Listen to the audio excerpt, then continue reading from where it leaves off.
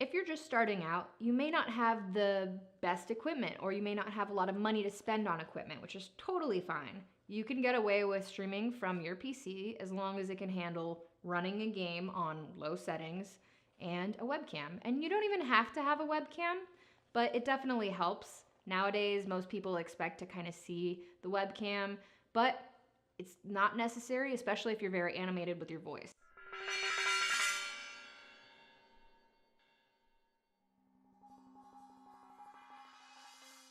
One of the things you can do if you want to get a better quality PC that can stream and play the games is that you can build your own. And there's plenty of resources out there, such as PC Part Picker, or I would recommend a website called KBMod. It's keyboard and mouse or die, kbmod.com. On kbmod.com, they have a section where it gives you rig suggestions for this budget price, and it has different tiers, and the lower tiers are like $500. And if that's a little too expensive for you, you can just look at the parts and upgrade one by one. So if you're just starting out streaming, you don't have to necessarily have the best quality. You could just run your game on low settings as long as you're able to stream at the same time and play the game without too many technical issues. And you can use OBS, you can use XSplit, or you could use Lightstream or other resources like that. Lightstream is actually very light on your computer, so if you don't have a great PC, that might be a great way to start. If you're streaming console games, I would suggest getting a cheap capture card and porting it into either OBS, XSplit, or Lightstream, because you're going to be able to have more options, more quality options, more ways to lay out the whole stream. It's going to look better, it's going to be better for your brand and for your personality. So as far as equipment, some of the things you need to focus on are peripherals. If you want to have a webcam, it's not necessary, but you could have one. It definitely helps. You can get a cheap webcam. One of the cheapest ones out there is the Microsoft LifeCam. It's not very great, but it'll work and it's cheap. Otherwise, pretty much the standard webcam that people use is still the Logitech C920. There's the Brio, that's more recent, came out more recently. The quality is pretty similar on both of those. Those are a little bit more expensive, or later on, you can look into more expensive cameras. But to start, you can just start with a cheap webcam like that. As far as a microphone. Now, audio is a very serious thing to me. So for me, I would always suggest getting a standalone mic. You can get a USB mic. You could even use a Rock Band USB mic, honestly, and it's gonna sound better than just having a headset mic. However, if you're just starting out, it's a lot easier and a lot cheaper to just get a headset with a decent mic attached to it. It's gonna be okay, but I would suggest after a little while, if you have some money set aside, you can go ahead and get one of those USB mics. I do know that there are some pro streamers, partnered streamers, most of them are pro players, that still to this day stream with a headset mic. And personally, I hate it. It irks me. I don't like it. I'm an audiophile, a voice actress, so I love hearing good audio quality. They get away with it, and that's fine. If you don't care about audio as much, then by all means, go for it. It's gonna be cheaper for you. But I would suggest for more personality-based streaming, good audio is gonna help you connect with your audience better. It's like playing a game and hearing terrible voice acting or terrible, audio, just in general. It's not gonna be as easy to connect with the characters in game and the game itself if you can't get into it because of the audio. Same thing goes for streaming. So something very important, especially nowadays for streaming or creating content on YouTube, whatever it may be, you have to have social media. It's super important. I know some people hate it, but it can be very easy to do. You don't have to tweet very often. You don't have to interact super often if that's not your style. However, it's very important, and you need to be able to share your content to a larger audience. So I would suggest using Twitter, Instagram, and Facebook. And if you don't have a YouTube and you're a streamer, get a YouTube as well, because you can always export your highlights of the stream or clips out there. Those are super easy way to spread that to another audience. And the way that you can get more traction is by using hashtags, engaging with other people. One of the things that I did starting out was I would follow a bunch of other people in the industry, and if they tweeted something, I would respond to them. And I don't mean a fake response, I mean real engagements. So people would say something like, man, I really like this game, blah, blah, blah. And I would just chime in with my 2 cents, even if it was like a total stranger, just chime in with my 2 cents. That would get engagement from them. Maybe we'd follow each other. Maybe you'd meet somebody else from that. Maybe somebody else would follow you because they followed you. It's kind of this whole way of branching out organically by just having real conversations with people on other social media. So let's say you've put aside a little bit of money and you want to up the quality of your stream or your videos. Well, here's some things you can do to make it better. Make it better by getting new equipment. You can always up the quality of your PC gameplay by getting new parts or getting a new PC. That's always obviously a first option there. Secondly, you can get a better camera. Some people use camcorders and they like that quality. If you want something more cinematic, you can go for a DSLR or a really fancy expensive camcorder, but you're gonna get the same quality as a DSLR for a little bit cheaper on the DSLR. I'm one of the first people on Twitch who's been using a DSLR as a webcam consistently for the past year and a half now. A lot of people are afraid that it's gonna burn out your mirror, the sensor. It doesn't really work like that. If your sensor is gonna burn out, it's gonna burn out. It's only based on heat.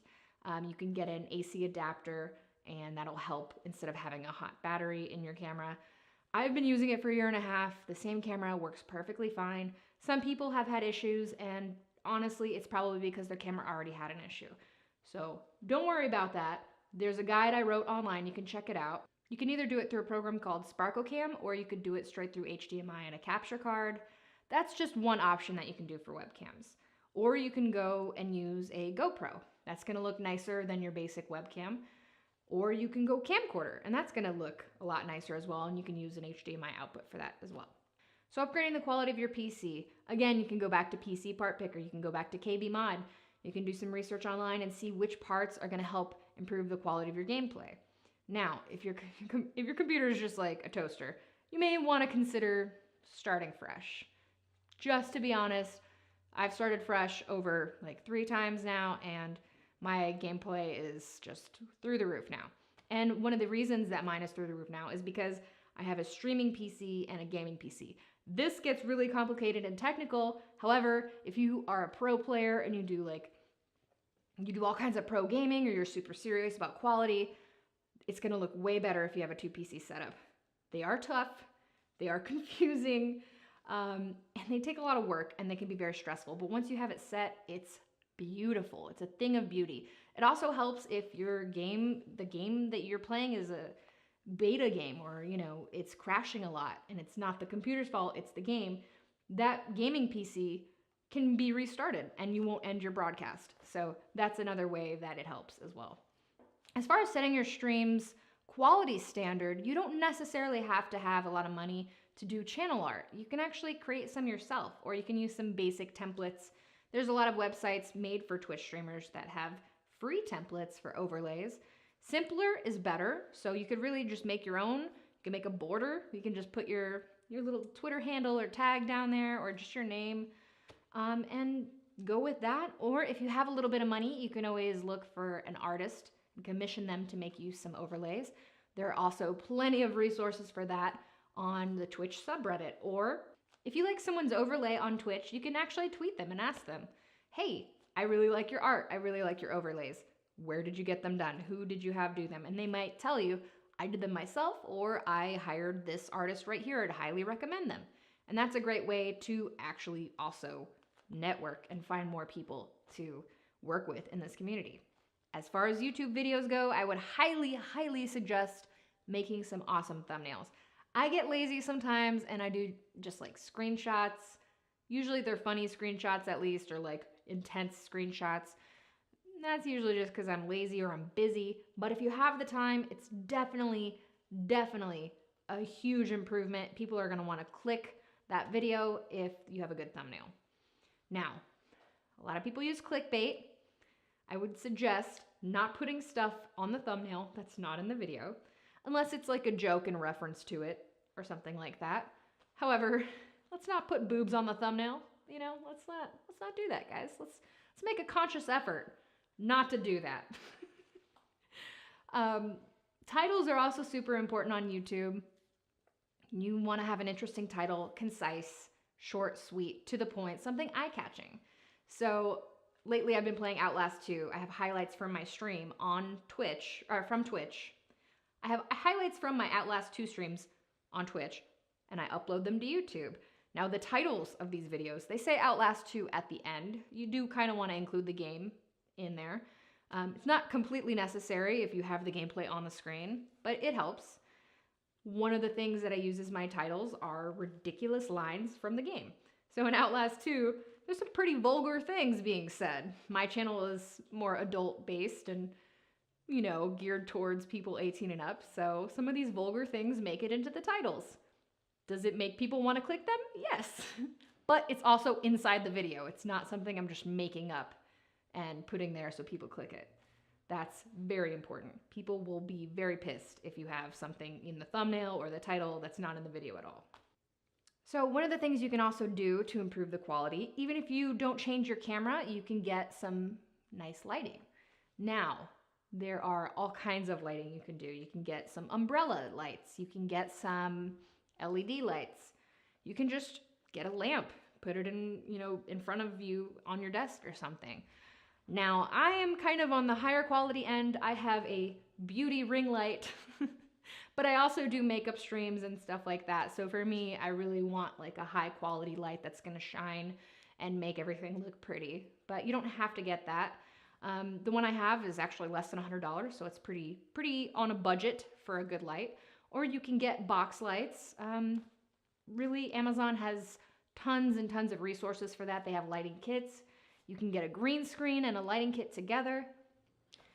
So some people think that you need a green screen to stream. It's not necessary, but if you want to focus more on gameplay, it is good. It cuts out all of your background. It's a little hard to tweak if you've never done it before, but mess with the settings. You should be able to get it.